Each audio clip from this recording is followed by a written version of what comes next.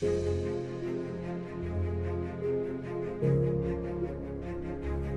day, viewers out there. I welcome you to another episode of Climate Connect Podcast Nigeria. In today's episode, we shall be discussing clean and sustainable mobility system. And we have here in the house our regular host, Ambassador Richard Nyankime. You're welcome to this episode, sir. Thank you, Ted, for having me. Yes. Thank you, viewers. Yes. So last time we had conversation, it was really interesting. A lot of viewers sending comments. They enjoyed your perspective on nature-based solutions to climate issues. Today we'll have you here and you'll be taking us through clean and sustainable mobility systems. So without much ado, can we just have you tell us what can you tell the layman out there that what is clean and sustainable mobility system? For someone who is just hearing these terms for the first time, what do you have to tell them? All right, so thank you so much for having me on the show. Clean and sustainable mobility systems are transportation solutions that prioritize, minimizing environmental impact, ensuring energy efficiency, Yes. and addressing some of the key challenges that commuters face. And the aim is basically to ensure that whatever transport systems that you are utilizing within a geographical location, it should aim to reduce greenhouse gas emissions, and also ensure that it does not have negative impact in terms of economy and social, and also transport system that strives to achieve equity and access for all, including the most disadvantaged persons and persons with disability. Okay, good. So in our country today, Nigeria, how do we ensure that we have clean and sustainable mobility? Well, thank you for that. Currently, I can say that Nigeria is battling with the transition process to clean and sustainable transportation systems. Yes. I don't know which state in Nigeria I can point out and say this state has been able to even move to a certain level. I understand that one of two states or few states are already on the road to transitioning to clean and sustainable transport systems. But the big issue here is that of awareness. Okay. Yeah, I don't know if our leaders are aware, or even if they are aware, whether if they have the will, to begin to transition these transportation systems, because a lot of them travel outside of Nigeria and they see how transport systems function in other countries. Yes. So one would expect that you see something good, you replicate, you bring it to your country, bring it to your state or local government and replicate. Yes. You see, there's a global conversation around transitioning to clean and sustainable living. Yes. And that means the climate community is talking about cutting down emissions. It's talking about moving to energy efficient transport systems. Yes. So we should be expecting that Nigeria would also introduce such into our transport systems. We're talking about it in terms of the transport system infrastructure, and then that of the transport modes themselves. I don't know if I should go further. Yes, our viewers out there would likely want you to expatiate further. Yeah, right now there are countries that have already started transitioning to clean, they call it zero emitting transport systems. And most of these include the electric vehicles and electric buses and all of that use renewable energy components, Yes. to be able to sustain it, and therefore making them zero emission. So imagine a car that is just running on batteries. You Yes. charge the vehicle for 30 minutes to 1 hour, and it gives you a 9-hour equivalent of charge, which means you can travel for 9 hours for that charge to be able to, to be completely utilized. So that's the kind of transport, types that we should be looking at transitioning to. What steps do you think the government can take in terms of maybe modifying our roads? At least I know that there are recent constructions that are ongoing. So what advice or what approach do you think the government can use to modify our transport systems in such a way that we can have sustainable and clean mobility in our society? All right, thank you so much. I think this is a very interesting topic. The discourse on transitioning to clean and sustainable transportation systems is one of those things that government ought to prioritize. Right now, I think what we need, there are two things that we need to do. We need to do infrastructure redesign or re-engineering. Okay. What I mean by this is that our road systems, the way our tarred roads Are designed.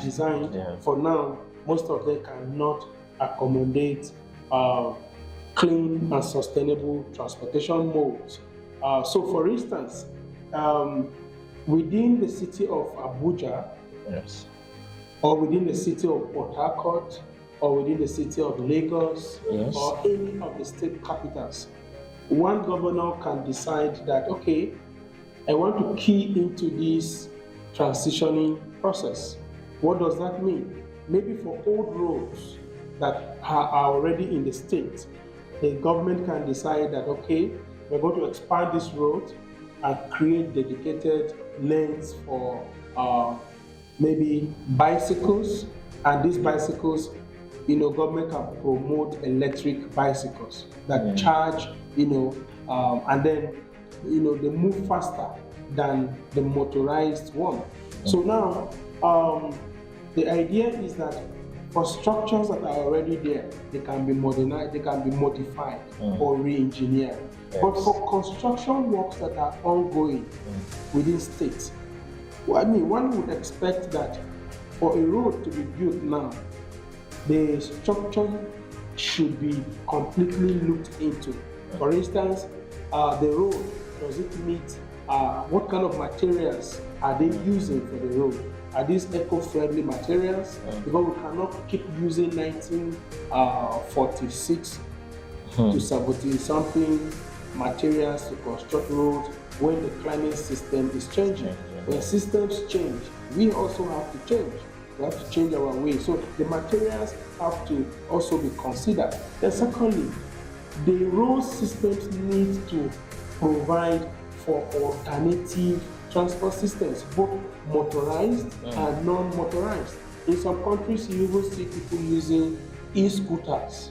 Yes. And you see people using e-bikes. Yes. You see people using e-vehicles. So who says Nigeria cannot utilize all of this? Right now, if you check, you will see that a lot of e-bicycles are already coming into Nigeria. Yes. The question is, where will you ride these bicycles in terms of safety? Because somebody will say, okay, yes, because fuel is expensive. Now I got a bicycle, but where do I drive or ride this bicycle? Because there are no dedicated lanes. You go to Dubai, you see dedicated lanes for bicycles. You go to Egypt, at least the major cities in Egypt have dedicated lanes. And I know most countries are already on the transition. So I think it's a time for us to speak to ourselves, to speak to government, to advocate that these roads that are being constructed now, we should construct with environmental, eco-friendly materials. We should consider that alternative transport, zero-emitting transport systems, motorized and non-motorized, should be introduced into the fleet. We should also ensure that maybe perhaps energy-efficient infrastructure is installed on the roads. Yeah. For instance, when you have a street light that is solar Yes, powered solar street power. light. Yes. So I'm even surprised that there are still roads that are being awarded to contractors without a consideration for solar street lights or a design for Dedicated lanes for bikes bikes. or bus rapid transport systems. Yeah. In Lagos, I think under one of the governors some years back, they introduced the BRT lane, which was faster. So imagine that a state government decides to adopt a rapid mass transit system that is electric. Then there is a dedicated lane for it. You will be surprised that almost 30% of the car owners will park their vehicles at home and utilize that bus to work and back. And if you have dedicated bike lanes, most civil servants will take it as an exercise. Rwanda is already transitioning. Rwanda is already making dedicated bike lanes. Nothing can stop Nigeria, from key into this transition. Yes. So, Ambassador Richard, as you were talking, I was listening, and it caught my mind that a lot of people might want to transit to this cleaner source of mobility transport systems. However, there is a challenge there. How do you encourage people to transition to clean mobility, transport systems where the resources are not so much?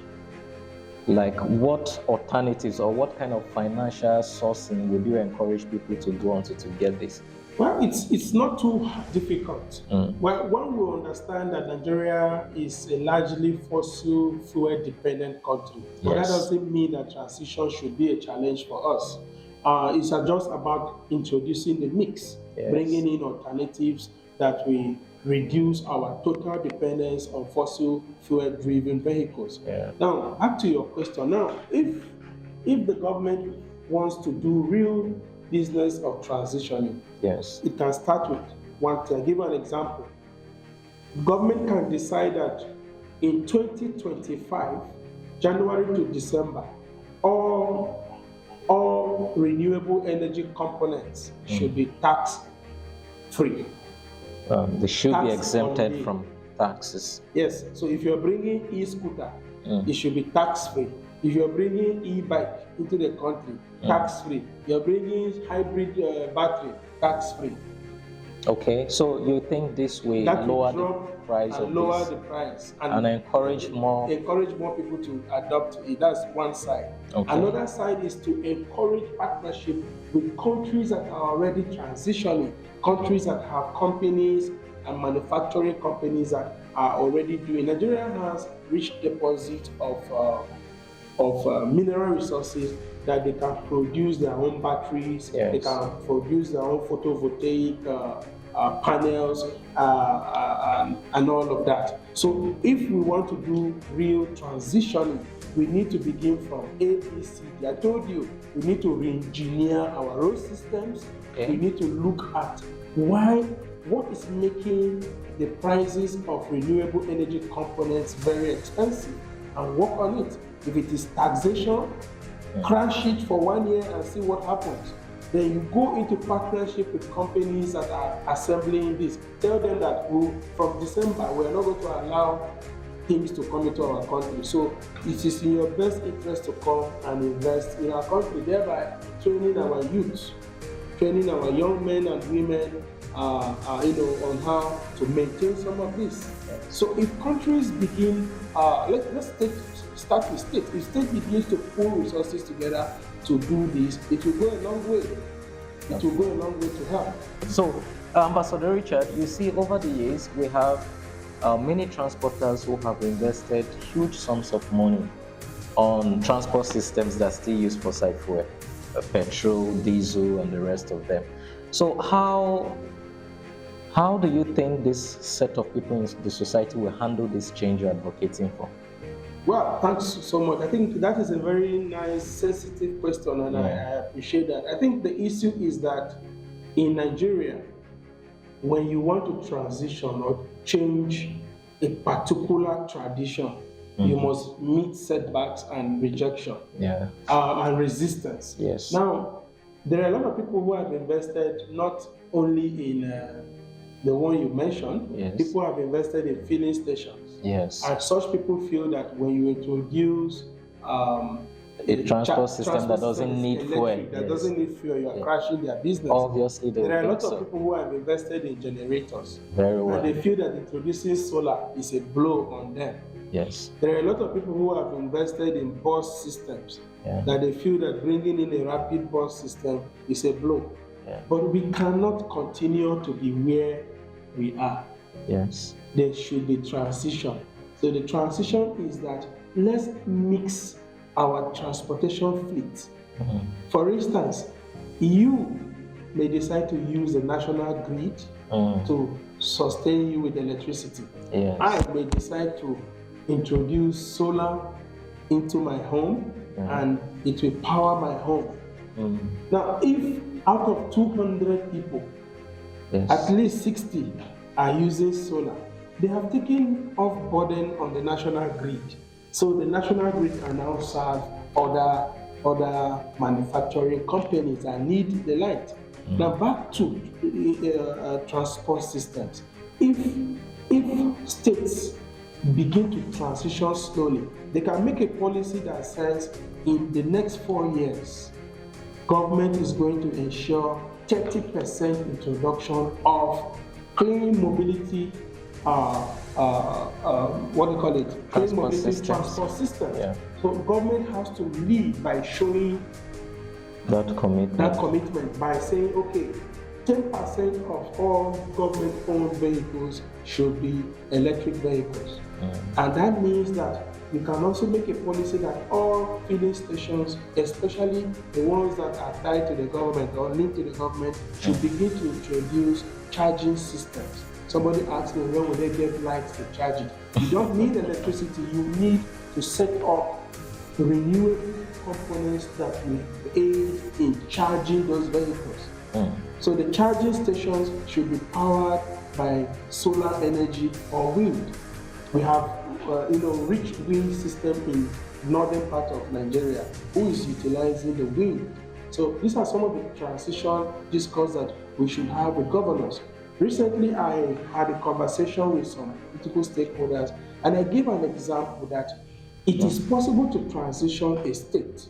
I give you an example, a state like Adamawa. Yes. There's a lot of construction going on in this state. Yes. And the state has huge potentials in terms of economic potentials, in terms of aesthetics. Yes. So what government needs to do, for instance, is to simply introduce the clean, sustainable mobility structures into the construction project. Yes. And that will quickly introduce people to it. And then there will be awareness raising. Government can also lead by showing that, okay, we are committed. We'll give civil servants some, let's say 2%, we'll collect electric bikes and e-scooters that will take them to work and bring them back. We're going to introduce some fuel buses that ply certain routes. So if you're going on this route, you use the electric bus, and the electric bus is way cheaper than the regular bus. So this does not temper with anybody who has invested so much in fossil fuel. Remember, recently government also introduced CNG. Yes. Of which some people have accepted it widely, while others are still saying it has potentials to cause harm. Yes. So what we are saying is that there should be a rapid introduction of the clean energy, clean mobility structure mix. Okay, so that it will address some of these challenges of transportation. Now, for our viewers out there, someone might be asking, how safe are these new clean mobility structures? How safe are they? And how sustainable do you think they are? Well, it's just the same question that I would ask the person using the vehicle. Yes. If you buy a vehicle, certainly you should know that depreciation must set in. Yes. Even human being is a law of nature. You cannot keep living for years. Yes. Yeah, you will depreciate. Over time, you will become a papa. And so somebody is asking you that, how sustainable is this product? And I ask the same question. If you buy this phone, you should have it at the back of your mind that after 3 years, this phone can never be the same. It is. Yes. So that shouldn't mean that you wouldn't go into purchase of the phone. So for renewable energy components, for electric vehicles, scooters, bikes, and all of this, they also will depreciate, just like the fossil fuel vehicle also depreciates. Yes. So the conversation should be that the world is transitioning, and Nigeria also have to jump onto that bus of transitioning, so that at least by 2050, no, 2050 is too far. By 2030, Nigeria should be bragging that we have 50% transition our transportation fleet. I was trying to give you an example that if people say there is no money, states can come together and form alliance. There is a governors forum, for instance. Yes. And there are governors that share common boundaries. Very well. Give you an example. The government of Nasarawa, Benue, Cross River, Kogi, maybe Taraba, can Yes. decide to go into alliance Yes. and say, okay, we want to build a speed train. And the speed train takes people from the FCT through this state to maybe the terminals, final terminal will be in Cross River. Maybe because they have some economic similarities and ties. Yeah. So they know that yam will come, banana and plantain, Yeah. oil, other things. So it will do the cargo lines and the passenger fleet. Now what this means is that if they say, okay, let's look for a construction company that is very good. I give you an example, maybe in China. Yes. Come into our country and help us build this. This project, we want it to be completed within 1 year. So what is the cost? And then the company say, okay, let's say the cost is 100 billion. And then the 4 or 5 states governors come together and say, okay, this 100 billion, let's share it among all of us and design a repayment plan. The repayment plan could be 5 to 10 years. Every year, state A, state B brings 20 billion and we put it together and repay. But know that train system is going to be generating income. Back the income. Yeah. So it's a good investment. Meanwhile, it will ease transportation for people. Yes. If you want to go to Cross River, a journey that should have taken you 13 hours will take you 2 hours by a speed train. The speed train takes off from point A. It's in Nasarawa. It's in Benue, Makurdi. It's in Cross River or Taraba, depends on the route. So imagine 6 to 8 state governments, who come together to agree that we want to do a regional thing. It will work. Look at, you remember the eastern side did Motekom, the western side did Motekom. It was a security outfit. Like the state police. But so what I'm thinking is that if the governors, for instance, want to transition their state, they can.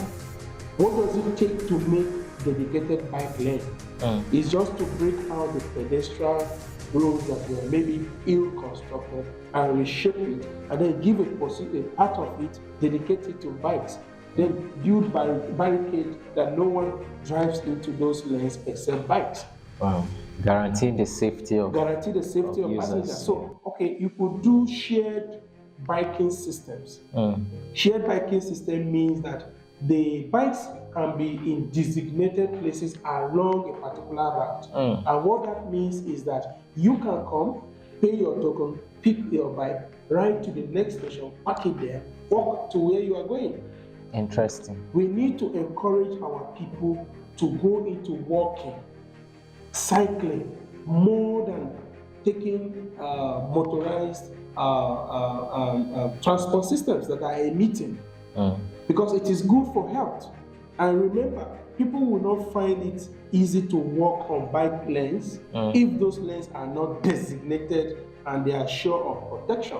Yes. People will not find it comfortable to begin to ride electric bike if there are no regulations. So government needs to do a lot to help us to transition to clean mobility structures the potentials are huge, and it's a low-hanging fruit for us. So, viewers out there, thank you for tuning in, and we've been listening to Ambassador Richard talk about clean and sustainable mobility systems. So he has encouraged the use of sustainable transport systems in and across the world. And as we all know it, a lot of nations are transitioning to sustainable systems, leaving behind the so-called dirty emitting sources. So thank you, Ambassador Richard. But before we go, we would want you to give our viewers a message on transitioning. What do you think they should use for transporting? Do you encourage to use a bike, Well, on that, I've already laid out the cards clearly. Yeah. Right now, fuel is very expensive, and I think this is the right time to transition. Yes. So, how do you transition? You can begin with walking. Yes. Walking is a because most people don't walk. Walking is good for health. So it's one area. Then the next one is bikes. Yes. You remember we already had bicycles, but people said bicycles were obsolete, they are outdated. Yes. Okay, now there are modern bicycles that you charge with your current in the house and you begin to use. So I'm calling on the public that there are opportunities. Those of you in power, those of you connected to legislators, those of you connected to governors and senators, please let the message reach them that there is a huge economic, social potential for us as a country, for us as states, so that we can transition into clean and sustainable transportation systems. It will work for us. It will help our generations to come to live in a pollution-free environment. Yes. Thank you so much, Ambassador Richard. It's always a pleasure having you on our podcast. I believe a lot of our viewers out there have learned so much. I've gotten more insight into what clean transport systems are. So, Ambassador Richard, we'll see you on another episode of our podcast. Thank you. Thank you so much. Viewers out there, don't forget to subscribe, like, and then share our content with others. Thank you so much. See you next episode.